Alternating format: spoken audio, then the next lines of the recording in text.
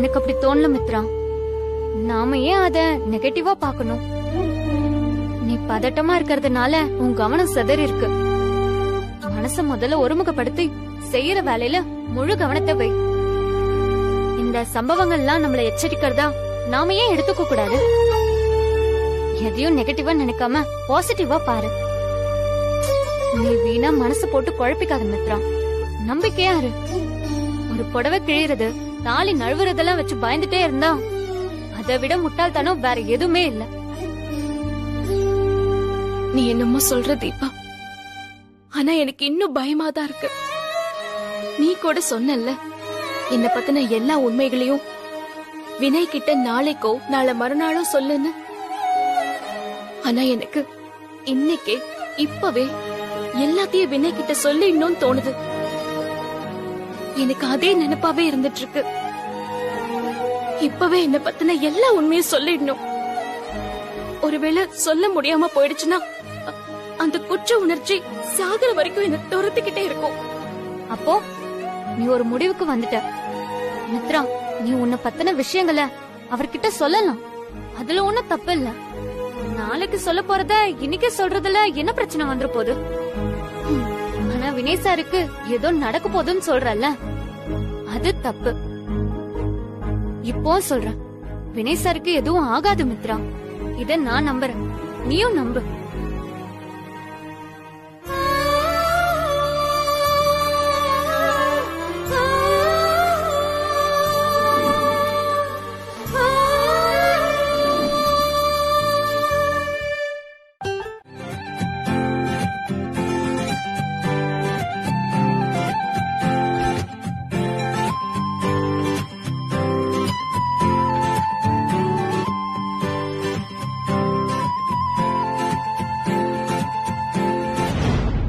உண்மைய சொல்லிடலான்னு முடிவு பண்ணியாச்சு. ஆனாலும் பயமா இருக்கே. இன்னைக்கு ஃபுல்லா ஃபங்க்ஷன், அது இதுன்னு ரொம்ப டயர்டா இருப்பாரு. பேசாம நாளைக்கு சொல்லிடலாமா? வேண்டாம் மித்ரா, உன் மனசு இப்படிதான் தள்ளி போடுறதுக்கு காரணத்தை தேடிக்கிட்டே இருக்கும். அது பேச்ச கேட்காத. எப்பவா இருந்தாலும் இந்த சிச்சுவேஷனை நீ ஃபேஸ் பண்ணிதான் ஆகணும். அதை இப்பவே முடிச்சிட்டா நல்லதோ கெட்டதோ நிம்மதியா இருக்கலாம்.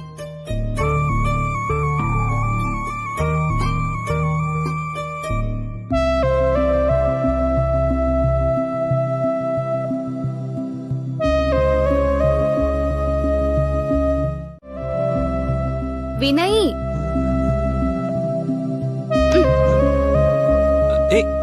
மித்து, எவ்வளவு நேரம் கூப்பிட்டுட்டே இருக்கேன், காது கேட்கலையா? அத கழட்டுங்க முதல்ல.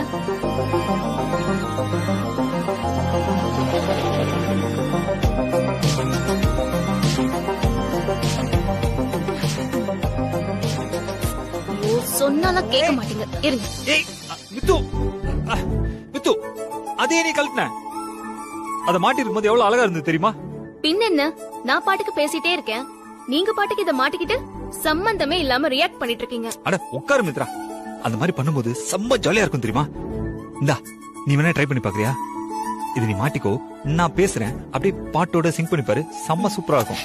இருங்க, இது கொடுங்க. ஓகே, உனக்கு இதெல்லாம் புரியாது. சரி, வந்த விஷயத்த சொல்லு.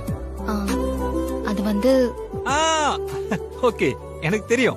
இப்ப எனக்கு தூக்கம் வருது, காலையில நிறைய வேலை இருக்கு, அப்புறம் இப்ப லைட் ஆஃப் பண்ணும், கரெக்டா? இல்ல. இல்லையா? அப்போ வேற என்ன சொல்லு. அது வந்து ஓகே ஓகே, நாளைக்கு ஏதோ கோயிலுக்கு போகணும், அதுக்கு சீக்கிரம் எந்திரிக்கணும், அவ்வளவுதானே?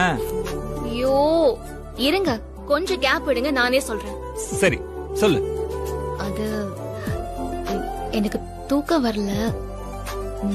நம்ம ஒரு சின்ன வாக் போலாமா?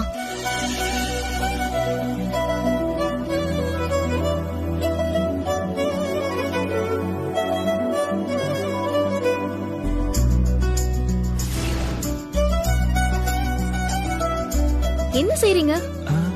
இருக்கே. என்ன இருக்கு? அது ஒண்ணு இல்ல மித்ரா, வழக்கமா நான் தானே உன்னை இந்த மாதிரி எல்லாம் கூப்பிடுவேன், நீ வர மாட்டேன்னு சொல்லிடுவ. இந்த என்னத்த கண்ணையா மாதிரி அந்த மோட்ல இருப்பியா? இப்போ நீயே வாண்டடா வந்து கூப்பிடுறியா? அதான் அப்படியே பயங்கர கன்ஃபியூஸ்டாவே இருக்கு, என்னன்னு தெரியல. என்னத்த கண்ணையாவா? அப்படின்னா அப்படின்னா இந்த எனர்ஜி இல்லாம அப்படியே டல்லா இருப்பாங்கல்ல, எதுலயுமே பிடிப்பே இல்லாம நம்மளா என்னத்த வாழ்ந்து என்னத்த செத்துன்னு அப்படிதான் பேசிட்டு இருப்பாங்கல்ல, அதுதான் என்னத்த கண்ணையா மோடு. அப்போ நான் என்னத்த கண்ணையாவா? இல்ல இல்ல இல்ல, என்னத்த கண்ணம்மா. சரி, அதுக்கு எதுக்கு குனிஞ்சு காலை பாத்தீங்க? அது இப்பதான் ஜஸ்ட் ஒரு கதை படிச்சேன். அதுல என்ன தெரியுமா போட்டுருச்சு, என்ன மாதிரி அழகான பசங்கள்லாம் இந்த மோகினி பிசாசு இருக்குல்ல, அது அப்படியே வேஷம் போட்டு வந்து மைக்கி வானு கூப்பிடுமா. பேச்ச கேட்டு நம்ம அப்படி பின்னாடி போனோம்னு வச்சுக்கோங்க, யாருமே இல்லாத ஒரு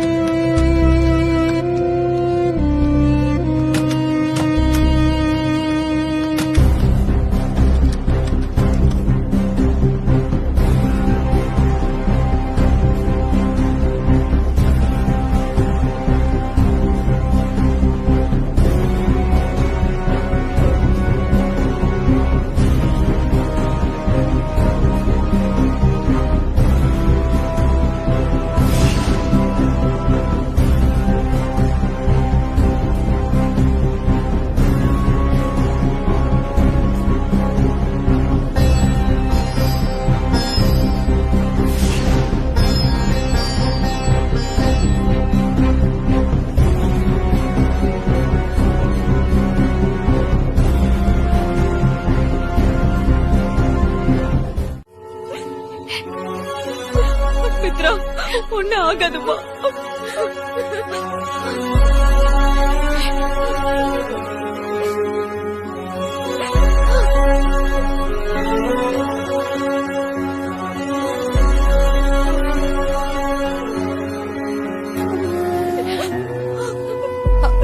அண்ணி அழாதீங்க அண்ணி, வினைக்கு எதுவும் ஆகாது. நீங்களே இந்த மாதிரி அழுதீங்கன்னா மித்ரா என்ன பண்ணுவா? பாவம், அவ சின்ன பொண்ணு.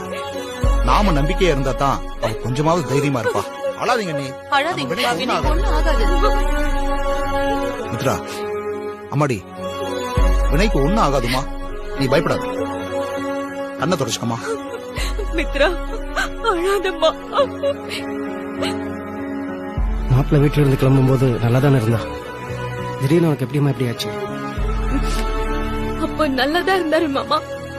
வெளியில வாக் போலான்னு சொன்னதும் போகும்போது ஜாலியா தான் கிளம்பி வந்தாரு. நாங்க வாக் போயிட்டு இருக்கும் போது கூட நல்லதா பேசிட்டு வந்தாரு. கொஞ்ச தூரம் போனதும் என்ன நடந்துச்சுன்னே தெரியல.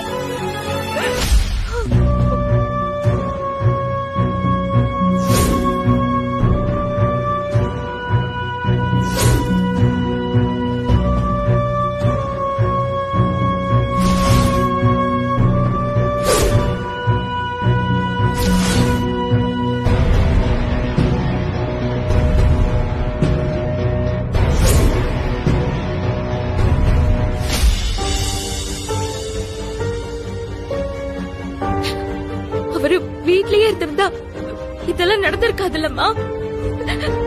நான் தான் தேவையில்லாம வாக்கிங் போலான்னு கூட்டிட்டு போய் இப்படி எல்லாம் ஆயிடுச்சு. அப்படிலாம் இல்லம்மா, வினைக்கு இதெல்லாம் நடக்கணும்னு இருந்திருக்கு. நாம என்ன பண்ண முடியும்? இதுல வீட்டுல வெளியில நல்லா எதுவும் இல்லம்மா. இந்த மாதிரி ஏதோ நடக்க போதும் தான் காலையில இருந்து என் உள் மனசு சொல்லிட்டே இருந்துச்சு. நான் தான் அதை பெருசா எடுத்துக்காம அலட்சியமா இருந்துட்டேன். பட்டு சேலை கிழியறதும் தாலி கீழே விழுறதுன்னு அபசகுணமா நடக்கும் போதே நான் உஷாரா இருந்திருக்கணும். அதெல்லாம் விட்டுட்டு உண்மையை சொல்லணும்னு கூட்டிட்டு போய் இப்படி பண்ணிட்டேனே. அவர் வீட்டுல இருந்திருந்தா இந்த அளவுக்கு சீரியஸா போயிருக்காது. எல்லாம் என்னாலதான், என் மேலதான் தப்பு. இது சாதாரண மயக்கம் தான், ட்ரீட்மெண்ட் கொடுத்திருக்கோம். எல்லாரும் பயப்படாம இருங்க.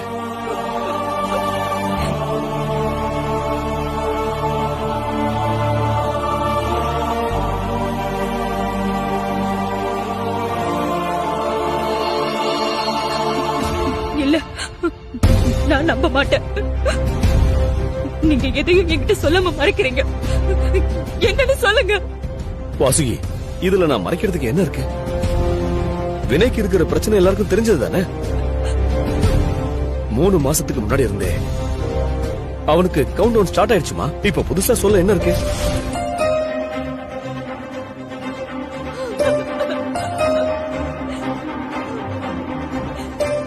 ஐயோ, என்னங்க சொல்றீங்க? என் மகன் பிழைக்க மாட்டானா? ஏய், ஐயோ கடவுளே. வாசுகி, கண்டதையும் பேசாத. அவன் அன்கான்சியஸ்ல இருக்கான். அவனை கான்சியஸ்க்கு கொண்டு வரதுக்கு உண்டான ட்ரீட்மெண்ட் தான் கொடுத்துக்கிட்டு இருக்கோம். அதுல இருந்து அவன் மீண்டு வந்தாதாமா எதையும் சொல்ல முடியும். எங்க நீங்க இப்படி சொன்னா நாங்க என்னங்க பண்ணுவோம்? நீங்க சொல்றத நான் நம்ப மாட்டேன். இல்ல, அவனுக்கு எதுவும் ஆகாது. நீ வருவ, திரும்ப நீ வீட்டுக்கு வருவ. என்னங்க, என் மகனுக்கு எதுவும் இல்லல்ல? வாசுகி, போகக்கூடாதுமா. நான் சொல்றத கேளு. உள்ள போக கூடாதுமா. கொஞ்சம் பொறுமையா இருங்கக்கா. போக கூடாதா நீ? அதான் டாக்டர் ட்ரீட்மெண்ட் பண்ணிட்டு இருக்காங்களே, கொஞ்சம் அமைதியா இருங்க.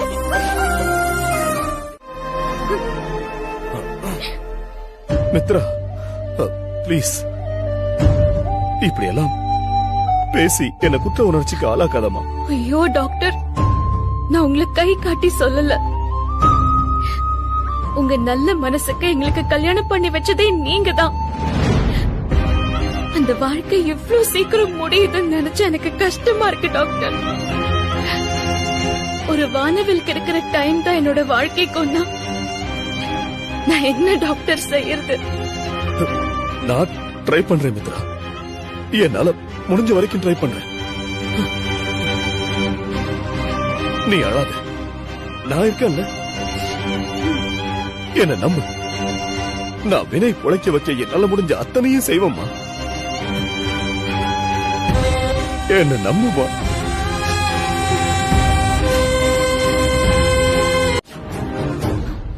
ராம்கி அங்கிள் ஃபேமிலியா? ஆமா மேடம். ஏன், என்னாச்சு? வினய் சருக்கு மறுபடியும் சீரியஸ் ஆயிடுச்சாம். ஐசியூல அட்மிட் பண்ணிருக்காங்களாம். என்ன சொல்ற சசி? நிஜமாவா? ஆமா. இங்க எல்லாரும் சோகமா இருக்கிறத பார்த்தா கண்டிஷன் சீரியஸ் தான் நினைக்கிறேன். வினய்க்கு என்ன ஆச்சு? இப்ப நல்லா இருக்கானா? கான்ஷியஸ் இருக்கா இல்லையா? இவங்க எதுக்கு இவ்ளோ டென்ஷன் ஆகுறாங்க? சொல்லு சசி. அது எனக்கு தெரியல மேடம். சீரியஸ்னு சொன்னாங்க. நான் இன்னும் போய் பார்க்கல. அங்க ஆளா முன்னாடி அந்த மித்ரா தான் இருக்கான். அதான் நான் அங்க போக கூட இல்ல. விஷயம் கேள்விப்பட்டதும் சரி உங்ககிட்ட சொல்லிடலாமேன்னு தான் நான் கால் பண்ணேன். சரி சரி, நீ வை, நான் வரேன். என்ன இது, சந்தோஷப்படுவாங்கன்னு பார்த்தா இவங்க இவ்ளோ பதட்டப்படுறாங்க. சரி, என்னமோ பண்ணட்டும். சொல்ல வேண்டியது நம்மளோட கடமை. சொல்லியாச்சு. இவங்கள புரிஞ்சுக்கவே முடியலையேங்க. திடீர்னு நீ யாரோ நான் யாரோன்னு இருக்காங்க. திடீர்னு ரொம்ப நல்லவங்க மாதிரி பேசுறாங்க. இதெல்லாம் நம்புறதா வேண்டாமானே தெரியல. அன்புக்கும் குற்ற உணர்ச்சிக்குமான போராட்டம் தான் வாசுகி. அவங்க போக்குல விட்டுரு. இருக்கிறதும் போறதும் அவங்களுடைய விருப்பம் தான். இல்லங்க, அன்னைக்கு அந்த நிலைமையில நம்மள. இல்ல வாசுகி, அந்த நிலைமையில நீயா இருந்தாலும் அப்படிதான் ரியாக்ட் பண்ணிருப்ப. என்னால அவங்கள புரிஞ்சுக்க முடியுது. விடு, நீங்க இங்க இருங்க. நான் போய் டாக்டரை பார்த்துட்டு வந்துடுறேன்.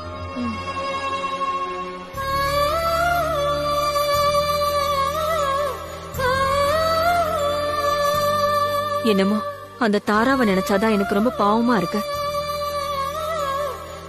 சரிம்மா, நீங்க கொஞ்சம் ரெஸ்ட் எடுங்க. டயர்டா இருப்பீங்க.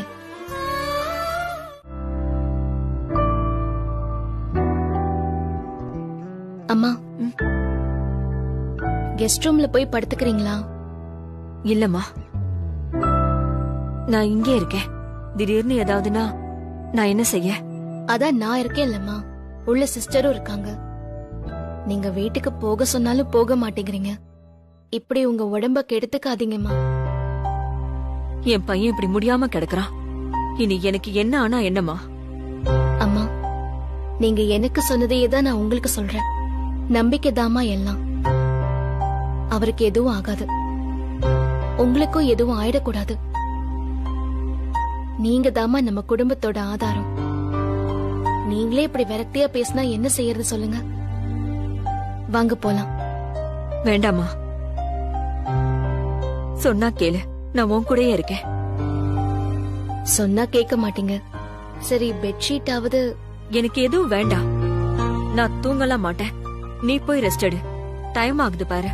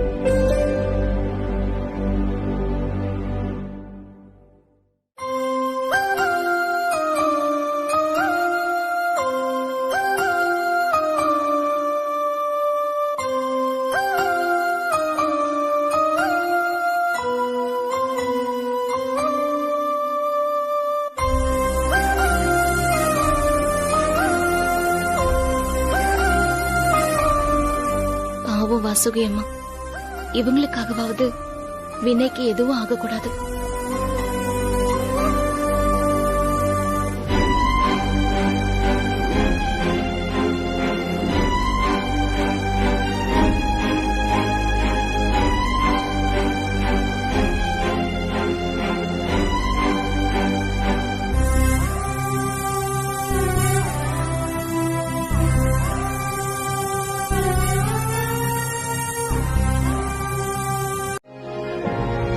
நம்ம நம்பிக்கைக்கு மிகப்பெரிய சக்தி இருக்கு.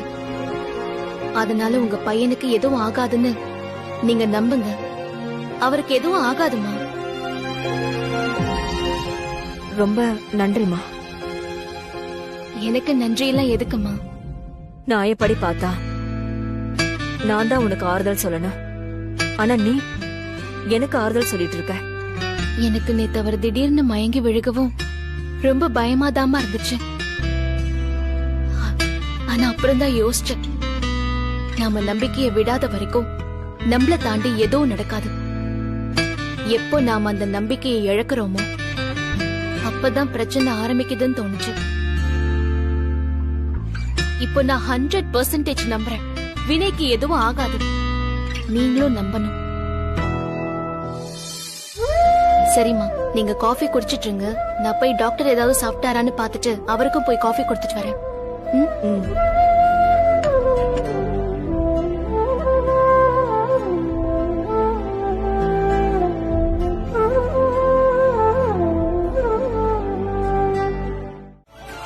இவ என்ன இப்படி ஆயிட்டான்? இப்ப இவ இருக்க நிலைமையெல்லாம் ஆர்கியூ பண்றதெல்லாம் வேண்டாம்.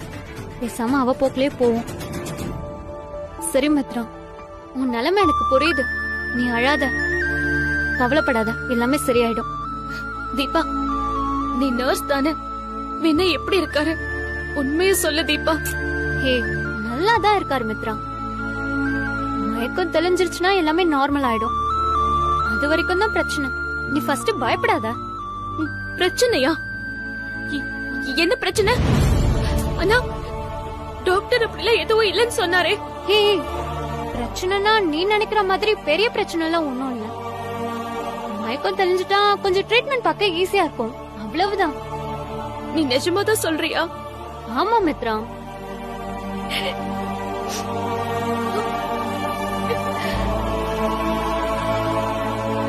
என்ன இது? ஏதோ வேற வழியே இல்லாம கல்யாணம் பண்ணிருக்கான்னு நினைச்சா இவ இவ்ளோ சீரியஸா இருக்காளே.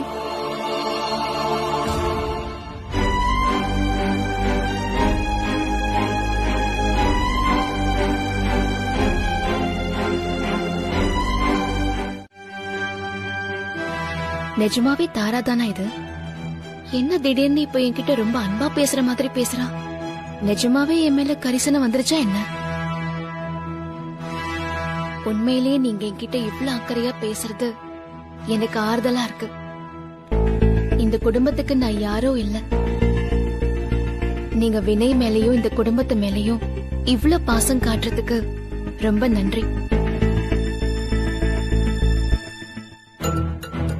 என்ன திடீர்னு நான் யாரோ தேர்ட் பர்சன் மாதிரி நன்றி எல்லாம் சொல்லிட்டு இருக்க? நம்ம ரெண்டு குடும்பமும் ஒன்னா இருந்தவங்க தானே. இடையில சில கசப்பான சம்பவங்கள் நடந்து போச்சு. அதையெல்லாம் மறந்துட்டு மறுபடியும் நம்ம ரெண்டு குடும்பமும் பழைய மாதிரி வரணும். அதுதான் என்னோட ஆசை. நீ இவ்ளோ மெச்சூர்டா பேசுறது எனக்கு ரொம்பவே ஆச்சரியமா இருக்கு தாரா. இந்த பக்கம் வந்துருச்சுல, இனிமே நம்ம ரெண்டு குடும்பத்துக்கு இடையில ஒரு சின்ன மனஸ்தாபம் கூட வராது பாரு. அப்ப எழுந்து வாங்க, டிஃபன் சாப்பிடலாம். அட வாங்கன்னு சொல்றேன்ல, வாங்க வாங்க.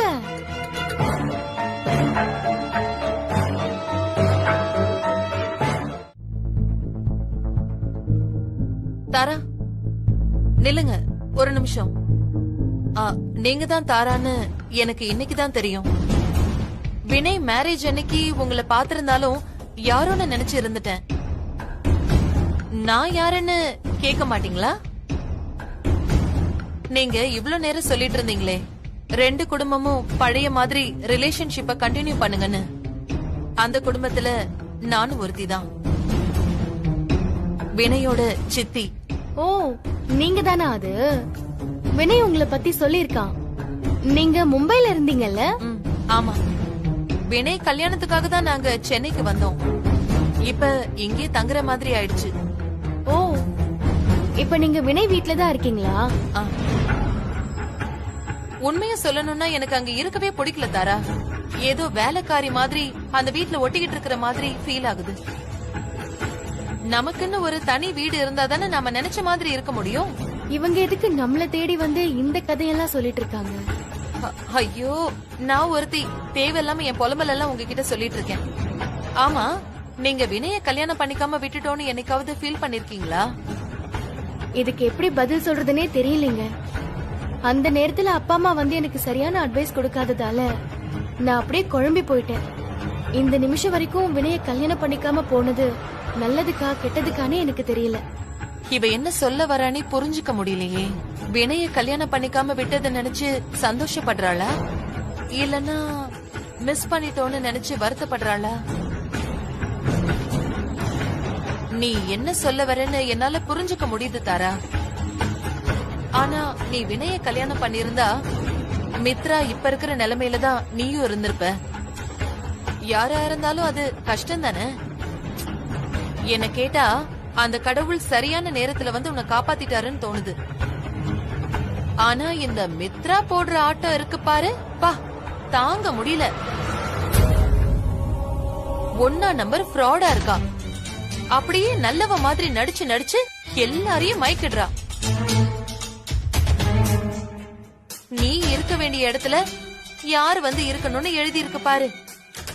ஆண்டி, மித்ரா ஃப்ராடுன்னு சொன்னீங்களே, அப்படி என்ன பண்ணா அவ? ரொம்ப ஆர்வமா இருக்காளே. நான் நினைச்சது சரிதான் போல. இவகிட்ட எதையுமே சொல்லக்கூடாது, இப்படியே சமாளிச்சிடணும். அது விடுமா, அது என்னோட பாடு. சோ இப்போ பேச்சு அது இல்ல, என்னமோ சொன்னியே, ஒரிஜினல் பொண்டாட்டி தரா. வினய் இது வரைக்கும் எத்தனையோ பொண்ணுங்க கூட பழகி இருக்கலாம். அத அந்த பொண்ணுங்க லவ்னு தப்பா கூட நினைச்சிருக்கலாம். ஆனா எனக்கு அத பத்தி எல்லாம் கவலையே இல்ல. ஆனா அந்த எத்தனையோ பொண்ணுங்கள்ல நீயும் ஒண்ணு. நான் அப்படி இல்ல. வைஃப் ஆஃப் வினய், அது நான் மட்டும்தான். நீ உன்னோட டிராமா, டபுள் கேம் அதையெல்லாம் டாக்டர் வாசுகி அம்மா இவங்களோட நிறுத்திக்கணும். ஏன் பக்கம்லாம் வரக்கூடாது, புரியுதா? என்னடி ஓவரா பேசிட்டு இருக்க? ஐயோ, கூல் கூல், கோவப்படாதீங்க ஹை கிளாஸ் மேடம். ஆக்சுவலா நான் இன்னும் பேசவே ஆரம்பிக்கல. என் புருஷனுக்கு உடம்பு சரியில்லை. ஒரு நல்ல பொறுப்பான மனைவியா அவரை பாத்துக்கிற வேலை எனக்கு இருக்கு.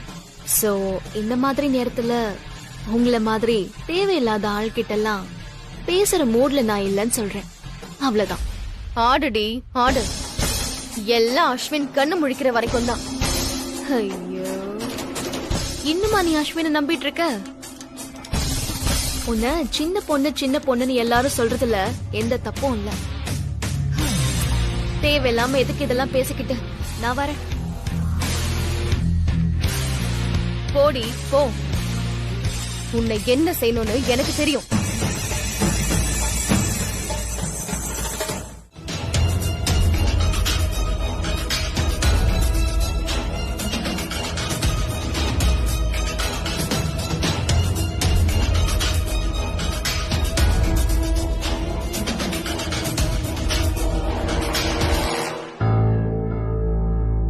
ஏன் நல்ல நேரமா உன் கெட்ட நேரமான்னு எனக்கு தெரியல. இப்படி வந்து கோமால கிடக்குற. அஸ்வின் இனியாவது உனக்கு புரியுமான்னு தெரியல. தான் காதலிக்கிற பொண்ணு தன்னை காதலிக்கலனா உடனே அவளை பழி வாங்கணும்னு நினைக்கிறது தப்பு அஸ்வின். இப்பவும் சொல்றேன், உன் மேல எனக்கு எந்த வருத்தமும் இல்ல. நீ குணமாயி சீக்கிரம் எந்திரிச்சு நடமாடணும் தான் நான் நினைக்கிறேன்.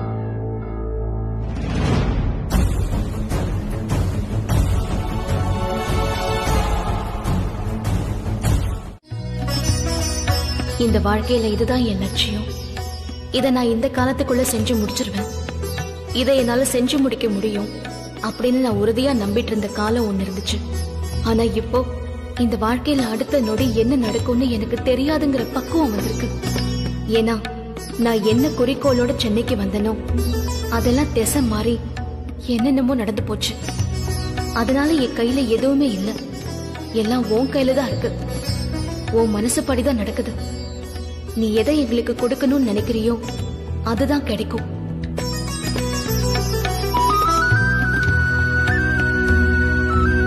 நீ எனக்கு என்ன கொடுக்க போறன்னு தெரியாது. ஆனா எனக்கு என்ன வேணும்னு கேக்குறதுக்கு எனக்கு உரிமை இருக்குன்னு நினைக்கிறேன். அதை நான் கேக்குறேன். கொடுக்கறதும் கொடுக்காததும் உன்னோட இஷ்டம். நான் உன்கிட்ட மன்றாடி கேக்குறேன். என்கிட்ட என் வினையை திருப்பி கொடுத்துரு. என் வினையை திருப்பி கொடுத்துரு.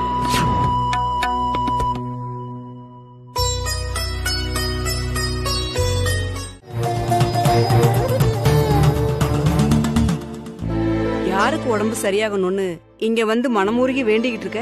என் புருஷன் வினய். உன் வீட்டுக்காரர் உடல்நலம் குணமாகணும்னு எதுக்கு கடவுள்கிட்ட கோரிக்கை வைக்கிற?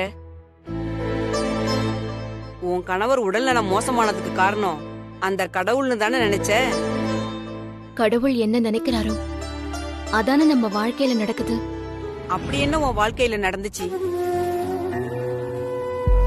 என்கிட்ட நீ தயங்காம சொல்லலாம். அது நந்திக்காதுல சொன்ன ரகசியம் மாதிரி பத்திரமா இருக்கும். சொல்லுமா.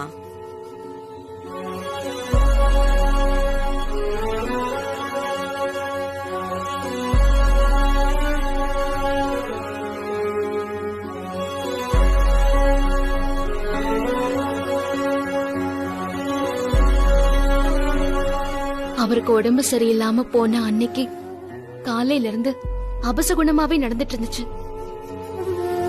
அப்பவே எனக்கு இன்னைக்கு ஏதோ அசம்பாவிதம் நடக்க போதுன்னு தோணுச்சு. ஆனா நான் தான் கண்டுக்காம அலட்சியமா இருந்துச்சேன். அப்படி என்ன அபசகுணம் நடந்துச்சு? தாலி பிரிச்சு போடுறதுக்காக கல்யாண பட்டு புடவைய கட்டிட்டு வந்தப்போ ஆணியில மாட்டி கிழிஞ்சிருச்சு. தாலி பிரிச்சு கோக்கும் போது கழுத்துல போட்டிருந்த மாத்து தாலி நழுவி கீழே விழுந்துருச்சு. இதெல்லாம் நடக்கும் போதே நான் உஷாரா இருந்திருக்கணும். அதாவது நீ சொன்னதெல்லாம் அபசகுணம்னு நினைக்கிற. நீ அது அபசகுணம் நினைச்சதுனாலதான் அது கெடுதெல்லாம் முடிஞ்சிருச்சு. தானா நடக்கிற செயல் நம்ம கவனத்தை ஈர்க்கும் போது அது நல்லது நடக்க போறதுக்கான அறிகுறின்னு உணர்ந்தா நல்லதுதான் நடக்கும்.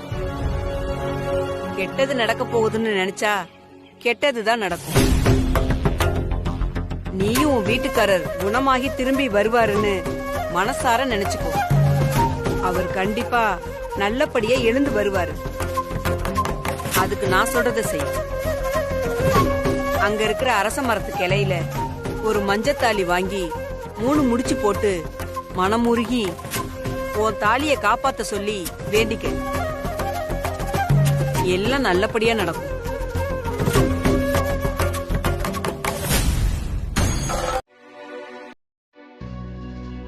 வாழ்க்கையே இதுக்கு நீ அடகு வச்சுதான் அவங்க கொடுத்த அற்ப பணத்தை வாங்கின. நீ பாரு மித்ரா, வினய் சார் நல்லா இருக்கணும், இந்த நோயில இருந்து மீண்டு வரணும்னு நீ நினைக்கிறத பத்திலாம் நான் எதுவுமே சொல்லல. அந்த எண்ணம் எனக்கு கூட இருக்கு. ஏன் இந்த ஹாஸ்பிட்டல்ல வேலை செய்யற எல்லாருக்குமே இருக்கு. ஏன்னா அவங்க கையால நாங்க சம்பளம் வாங்கியிருக்கோம். என்ன எங்களோட இந்த வேலையெல்லாம் இந்த ஹாஸ்பிட்டலோட முடிஞ்சது. நீ அவங்க வீடு வரைக்கும் போய் வேலை பார்த்துட்டு இருக்க. அதுதான் உனக்கும் எங்களுக்கும் உள்ள வித்தியாசம். நான் அவருக்காக இதெல்லாம் பண்றது இந்த ஹாஸ்பிட்டல்ல செய்யற ஒரு வேலை மாதிரின்னு சொல்றியா? ஆமா, அன்னைக்கு நீ அக்ரிமெண்ட்ல சைன் பண்ணிட்டேன்னு என்கிட்ட சொல்லும் போது இத தானடி சொன்ன. மித்ரா, உன்னை நான் பேசி மடக்கணுங்கிறதுக்காக சொல்லலடி. நீயே நினைச்சு பாரு, வினய் சார் சாக போறாருன்னு தெரிஞ்சுதான் இந்த 6 மாசம் அக்ரிமெண்ட் போட்டு அவரோட மனைவிய உன்னை கூட்டிட்டு போனாங்க. இப்ப அந்த காலகட்டம் நெருங்கிடுச்சு. இதுக்கு மேலயும் எமோஷனலா அவங்க குடும்பத்தோட கனெக்ட் ஆகி அட்டாச் ஆயிடாத. வந்த வேலை முடிஞ்சிருச்சு. இனிமே நம்ம குடும்பத்தையும் பொழப்பையும் பாப்போம்னு நினை. அப்பதான் உன்னோட ஃபியூச்சர் எந்த பிரச்சனையும் இல்லாம இருக்கும். இப்ப அந்த காலகட்டத்தை எல்லாம் நான் தாண்டிட்டேன் தீபா. இனிமே என்னால இந்த வீட்டை விட்டு வெளியே வர முடியாது. ஏய், என்னடி சொல்ற? ஆமா தீபா, வாசுகி அம்மா என்ன சொந்த மக மாதிரியே நினைச்சு எந்த இடத்துலயும் என்ன விட்டு கொடுக்காம பாசத்தை கொட்டுறாங்க. கான்ட்ராக்ட் மேரேஜ் பண்ணது டாக்டருக்கு மட்டும்தான் தெரியும்னாலும் என்னைக்குமே அவரு அத வெளியில காட்டிக்கிட்டதே இல்ல. ஒரு பொண்ணுக்கு தர வேண்டிய மதிப்பையும் மரியாதையையும் அதே நேரம் ஒரு மாமனாரா அவர் என்கிட்ட காட்டுற பாசத்தையும் என்னால எப்படி ஒதுக்கி தள்ள முடியும்? இதையெல்லாம் தாண்டி வினய் அவர் என் மேல வச்சிருக்கிற அன்பையும் காதலையும் என்னால எக்ஸ்பிளைனே பண்ண முடியாது தீபா. அத பண்ணாலும் உன்னால புரிஞ்சுக்க முடியாது. இப்ப சொல்றேன் தீபா, எனக்கு வினய தவிர வேற வாழ்க்கை இல்ல. வினய் அவர் கண்ணெதிரில் இருக்கிற மரணத்தை ஜெயிச்சுட்டு வந்தாலும் வரலனாலும் கடைசி வரைக்கும் அவர் நினைச்சுக்கிட்டேன் அவருக்காகவே நான் இந்த வாழ்க்கையை வாழ்ந்து முடிச்சிருவேன். ஏய் மித்ரா,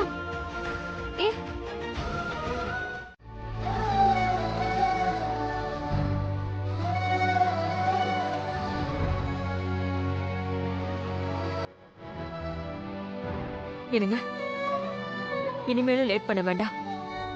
வினய உடனே வெளிநாடு கொண்டு போயிடுங்க. உங்களை கெஞ்சி கேட்டுக்கிறேன். ஆமாம் அக்கா சொல்கிறது கரெக்ட் தான். உடனே வினையை ஃபாரினுக்கு கூட்டு போய் ட்ரீட்மெண்ட் கொடுக்கலாம்.